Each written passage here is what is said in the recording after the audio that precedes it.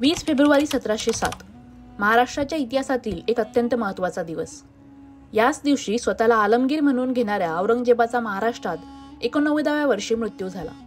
तब्बल 25 वर्ष महाराष्ट्रातल्या असंख्य ज्ञात अज्ञात वीरांनी औरंगजेबाच्या पाशवी सामर्थ्याविरुद्ध झुंज दिली। कित्येक लोकांनी फितुरी केली, पण आपले स्वातंत्र्य मात्र आपण गमावले नाही। औरंगजेब दख्खनीत उतरला, तोच स्वराज्य गिळंकृत करायला, पण शिवरायांच्या मावळ्यांनी सर्व शक्तीनिशी त्याला अशी काही टक्कर दिली की मराठ्यांना आपण सहज हरवू अशा भ्रमात असलेल्या औरंगजेबास गलीगात्र व्हावे लागले। ठार अपयशाची भडभडती जखम उरात वागवतच त्याने डोळे मिटले। कुतुबशाही आदिलशाहीलाही मुघलांनी पराभूत केले, पण मुघलांच्या अक्राळ विक्राळ शक्तीपुढे थोरल्या महाराजांचे हिंदवी स्वराज्य बलाढ्य मुघलांना पुरून उरले। मुघल बादशाह म्हणून औरंगजेबाची एकूण कारकीर्द जवळपास 50 वर्षाची। त्यातील शेवटची 25 वर्ष तो प्रचंड सैन्यासह दख्खनीमध्ये होता। या एवढ्या कालावधीत बरेच काही घडले।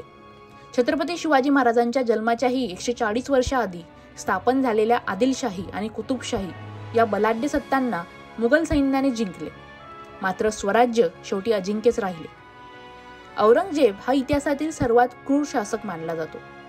1659 साली औरंगजेबाने शहाजहानला कैद करून स्वतःचा राज्याभिषेक करून घेतला। त्यामुळे त्याची मुलंही औरंगजेबाच्या मृत्यूची वाट पाहत होते। औरंगजेब मृत्यूच्या शेवटच्या दिवसात तळफळत होता। आयुष्यभर केलेला क्रूरपणा आणि पापाचे पश्चाताप करत होता। मी 125 वर्ष जगेन असा दावा करणारा औरंगजेब याचा मृत्यू वयाच्या 89व्या वर्षी नैसर्गिकरित्या झाला। 1707 मध्ये महाराष्ट्रातील नगरजवळील भिंगार येथे औरंगजेबाचा मृत्यू झाला। त्याच्या मृत्यूवर रडण्यासाठी त्याची मुलगी सोडता आणखी कुणीच नव्हते। नगरमध्ये मृत्यू झाल्यानंतर त्याचा मृतदेह खुलताबादला आणण्यात आला। आपल्याला खुलताबादला दफन करावं अशी औरंगजेबाची इच्छा होती। औरंगजेबाच्या मृत्यूनंतर त्याच्या मुलानं आझमशहानं ही कबर बांधली। औरंगजेब गुरु मानत असलेल्या सुफी संत शेख झैनुद्दीन यांच्या दर्ग्याच्या परिसरात औरंगजेबाची कबर बांधण्यात आली। झैनुद्दीन सिराजी यांच्या कबरीजवळ औरंगजेबाची कबर आहे। आपल्या मृत्यूची चाहूल लागलेल्या औरंगजेबाने त्याचं मृत्यूपत्र तयार करून ठेवलं होतं। त्यात त्याने कबर बांधण्यासाठी किती रुपये खर्च करायचा हे देखील लिहिलं होतं।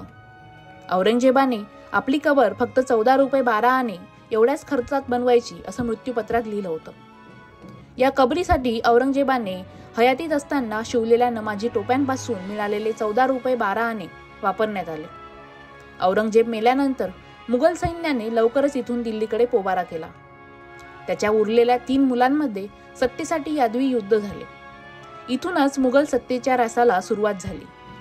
रक्तामासाचं शिंपण करून मुघलांविरुद्ध लढलेल्या सर्व वीरांना त्रिवार मुजरा आणि मानाचं वंदन। जय जिजाऊ, जय शिवराय, जय शंभूराजे।